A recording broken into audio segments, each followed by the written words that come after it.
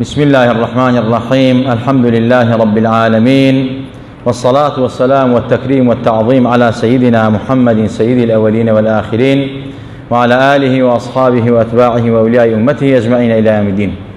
عزيزان وخوشويستان، دوستان وعاشقان پیغمبر صلى الله عليه وسلم، ئەم شەوی جمعەی مبارەکە 29 مانگی ڕەمەزانیشە. شەوانی جمعان شەوانی سڵاواتە و دوعای پێغەمبەرە صلی الله عليه وسلم. یعنی ئەم شەوانە کە تۆ چەند سڵاوات بێ لەسەر پێغەمبەری ئەوەندە دوعای خێرت بۆکە و ناوت تۆمارەکە لە مەلەف و دەفتەری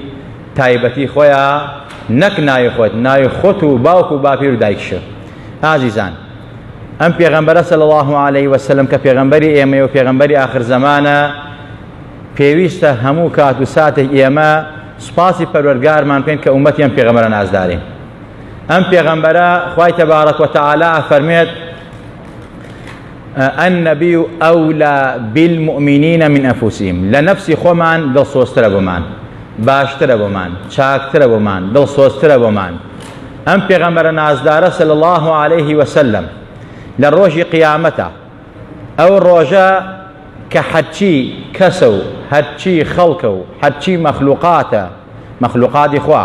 بە ئینس و بە جن و بە بەشەر و بە مەلەکۆ هەر هەمووی لەو ڕۆژە سام و هەیبەت و ترس گرتوێتی. الثابت الوحيد النبي سيدنا محمد. ئەوەی کەوا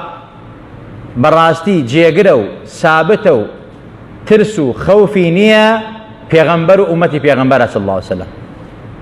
ئومەتی پێغەمبەری بەهۆی پێغەمبەری خواوە صلی الله عليه وسلم.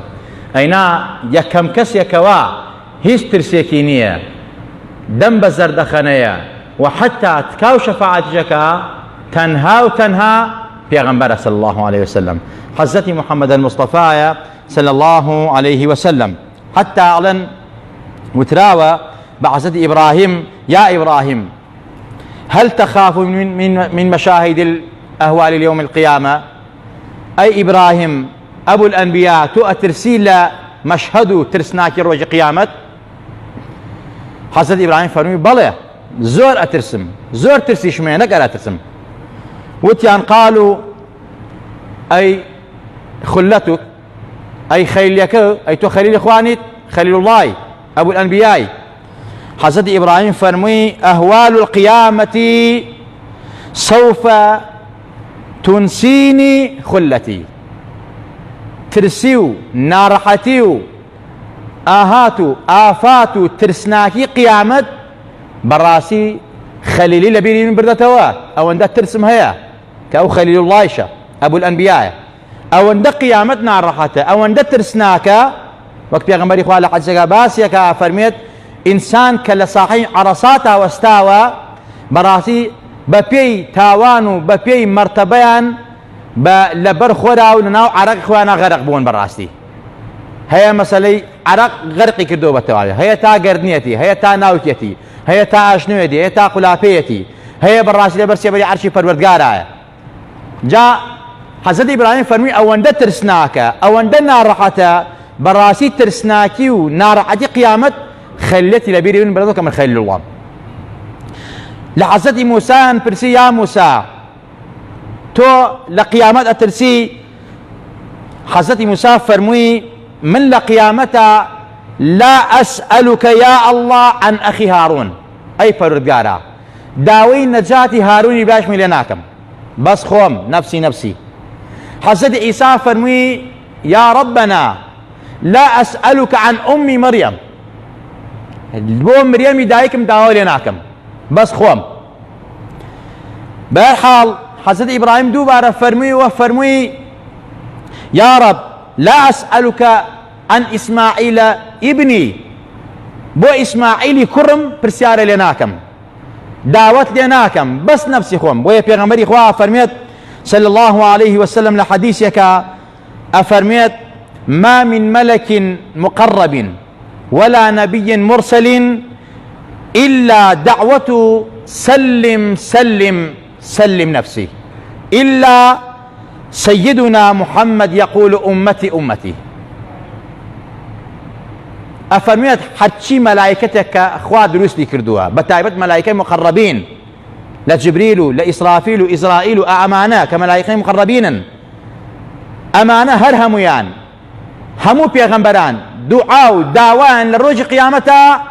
اللهم سلمنا اللهم سلمنا اللهم سلم نفسنا اللهم سلم نفسنا خوایە بەس نفسی خۆمان ئیتر نەبرا نەکوڕ نە ئەولاد نە ئومەت هیچیان لە یاد نییە و ناشتوانن تکا بۆ کەس بکات پێغەمبەران ئەبول ئەنبیا حەزرەتی موسا ئولو العەزمە ئیسا سەلامی خوای لەسەر بێ ئولو العەزمە یەکەی بە یەکەی و پێغەمبەرانە بۆیە پێغەمبەری خوا صلی الله علیه زۆر عەظیم و گەورەیە لای خوا زۆر مەرتەبەی بەرز کردێتەوە بەس پێغەمبەری ئێمەیە فەرمێ ئومەتی ئومەتی بۆ چونکە پێغەمبەری ئێمە صلی الله عليه وسلم خوای تەبارەک وتعالى پێشوەقت ئەو پێغەمبەرە مەلەکەل مەوتی پیشان داوە قەبری پێ نیشان داوە ئیسرا و میعراجی پێ کرد جەهەنەم و بەهەشتی پێ بینی لە حوزوری خوا بەڕاستی قسەی کرد بۆیە یەکێک لە زانایان ئەفەرمێت ئەم پێغەمبەرە صلی الله عليه وسلم لە ڕوتبەی بەشەریەتەوە چووە ڕوتبەی مەلەک فریشتەی مقەڕەبین لە فریشتەی مقەڕەبینەوە دەرچوو بۆ سەروی فریشتەیش کە سیدرەتول المونتەها بۆ حەزەتی جبریل فەرمووی من ئیتر یەک بستیتر بێم ئەسووتێم پێغەمبەر ڕۆی بۆیە عولەما فەرموون لە شەو ڕۆژێکا خوا پێغەمبەری گەیاندە مەرتەبەیەک کە هیچ مەخلوقێک پێ نەگەی کە ئەویش حوزوری خۆی بوو لیقای خۆی بوو بۆیە عولەما فەرموون لەگەڵ خوا قسەی کرد و خواشی بینی زۆرینەی عولەما ڕێیان لەسەرەوەی کە بە چاوی سەر خوا بینی پێغەمبەری خوا ئەم بینی نەبەس بۆ پێغەمبەر بوو صلی الله عليه وسلم ئەم مەقامە گەورە بۆ پێغەمبەر بوو صلی الله عليه وسلم بۆیە ئەو پێغەمبەرە بەڕاستی خوا پێی ئەفەرمێت وما أرسلناك إلا رحمة للعالمين بەڕاستی ڕەحمەتە بۆ هەموو عالم نەک بەس بۆ مسلمان بۆ کافریش لەو قیامەتە سەختە لەو ناڕەحەتیە کە هەمووی خوا خۆیەتی نەجاتی بێ بەس حساب و کتاب دەست پێ بکە ئەهلی بەهەشت بۆ بەهەشت ئەهلی جەهەنەم بۆ جەهەنەم خوا بەو پێغەمبەرە ئەفەرمێت وعسى أن يبعثك ربك مقاما محمودا نزیکە خوا تۆ دابنێ لە شوێنێکە کە پێوتێ مەقامی محمود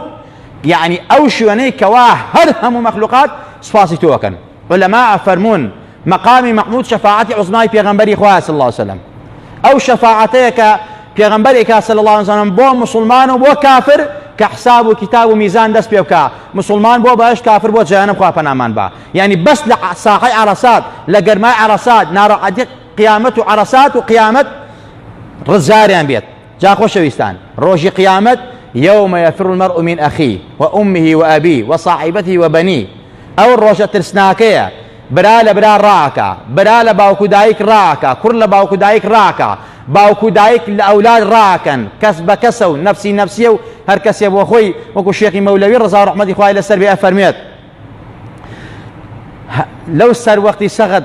حشر دار وگير بير وسا من دال وسا بير هر زلزلوي والولوي وي نفسي وهر كسي أبو أخوي تا صاحب رتبة مقام محمود يشفع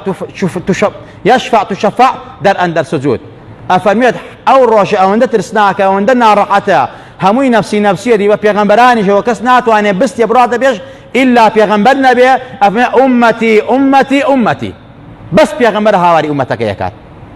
جا خوشويستان پێغەمبەری خوا صلی الله علیه و سلم ئەو زاتە گەورەیە بۆیە واجبی ئێمە بەرامبەرەوە پێغەمبەرە صلی الله علیه و سلم ئەزانن چییە خۆشەویستیە کە ڕوکنی دووەمی ئیسلامە بۆ پێغەمبەرە جێبەجێکردنی سیرەیەتی جێبەجێکردنی سونەتێتی اینجا زۆر سڵاواتدانە لەسەر پێغەمبەرە دەمتەرکردنە بە باسی پێغەمبەر بە سڵاواتدان پەیوەندی و عەلاقەتی تۆ بە پێغەمبەرەوە کە بتەوێ ئەو پێغەمبەرە لە قیامەتە بە ئومەتی خۆی بانگت کە دەرت نەکا ئەو عەلاقەتە بەچی دروستە بێ بە سەڵاواتی زۆر بە سەڵاوات بە هیچ شتێکی دەست ناکەوێت با بزانن سەڵاواتی زۆر لەسەر پێغەمبەر ئەتکا بە هاوڵ و جەلیسی پێغەمبەر صلی الله عليه وسلم ئەم پێغەمبەرە نازدارە لە چەند کاتێکی سات و ناڕەحەت و ئەو کاتانە بەڕاستی ئومەتی لەبیر بووە لە کاتی سەکەراتە ئینسان لە کاتی سەکەراتی مەوتە کە پێغەمبەری خوا ئەفەرمێ صلی الله عليه وسلم ئین للمەوت لەسەکەرات بەڕاستی مردن ئازاری هەیە ناڕەحەتە حتى روايات كراوة بيغمبري خواف من خوايا نارحتي مردني من قرسكا بلام هي أمتك مسوكة أمتي أما بيغمبري خوايا صلى الله عليه وسلم أبو شوازي برامبر بأمتكي بويا أو بيغمبر ناز دارا كاتك جبريل يبو عليه السلام خواي بويا ك ئەفەرمێت خوای تەبارەک و تەعالە من چۆن ڕازی بکەم لەبارەی ئومەتەکەی وەباشت. پێغەمبەری خوا صلی الله علیه و ئەفەرمێت ڕازی نابم یەک نەفەر لە ئومەتی من ئەوەی بڵێ لا إله إلا الله محەممەد ڕسوڵ بڕاتە جەهەنەم یا لە جەهەنەما بمێنێتەوە ئەبێ بێتە بەهەشتەوە بۆ لای خۆم و جەلیس و ڕەفیقی خۆم بێت. هەزاران هەزار سڵاوات لەسەر ئەو پێغەمبەرە. ئەو پێغەمبەرە پێغەمبەری من و تۆیە. ئەو پێغەمبەرە نازدارە ئەمە سابتی یەکەمە لە قیامەتە، وەکو چۆن بەڕاستی خاتمی ئەنبیا بوو لە قیامەتیشا خاتم و گەورەیانە و لە قیامەتیشا بەڕاستی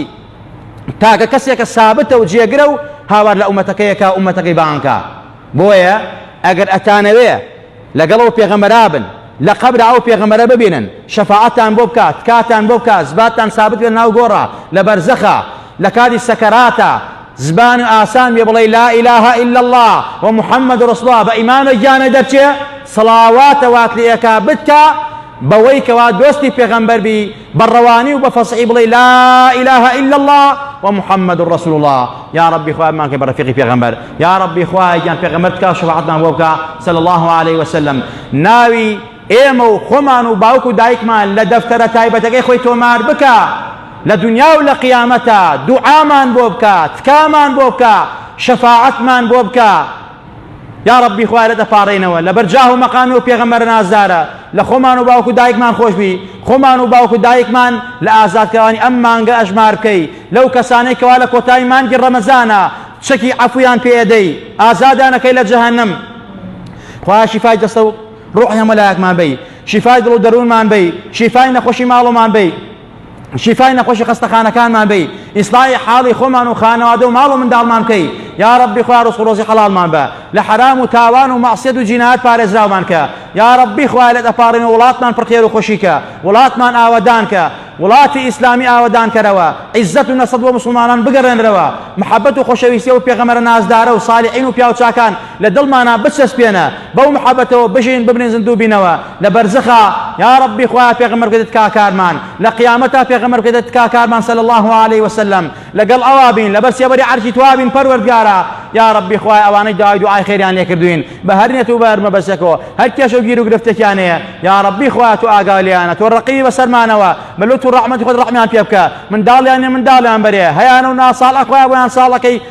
هەموو لایەکمان ساڵحکەی. یا ربی خوای هەیانە و مەفقودە و دیار نییە و نەخۆشە خوای شیفا و ئاجیل و پەلەیان بۆ بنێرە، بە یەکدیان شادکەیتەوە. یا ربی خوای گیانە دەپاڕێنەوە ئەوانەی کەوا فەقیرن هەژارن نەدارن داماون بەدبەختن خوای دەرگای خێر و خۆشی و ڕزق و ڕۆزی حەڵاڵیان لێ بکەرەوە. یا ربی خوای لە دەپاڕێنەوە کار بەدەستی وڵاتمان بۆ ئیسلاحکە، ئیمان و ئیسلامیان بەری ئەگەر قابلن ئەگەر قابل نین زوڵممان لێکەن، دش بە دینمانن، دش بە ئەخلاقمانن، دش بە خاک وڵات و نیشتیمانمانن. یا ربی خوای لە قارون و نەمرود و فیرعون خراپەتیان پێ بکەی. یا ربی خوای لە کۆڵی ئەمەیان کەیتەوە. یا ربی خوای عیزەت و نەسرەت بگەڕێنەوە بۆ مسلمانان. مانگی ڕەمەزان مانگی فتح و ڕزگاریە، دڵەکانمان بە ئیمان و محەبەتی خۆت و پێغەمبەر و صالحان و فتحەکەی. یا ربی خوای گیان لە دیلی نەفس و شەیطان و ئارەزوو پەرستی ڕزگارمان کەی. آمین آمین. أقول قولي هذا وأستغفر الله لي ولكم ولسائر المسلمين والسلام عليكم ورحمة الله وبركاته.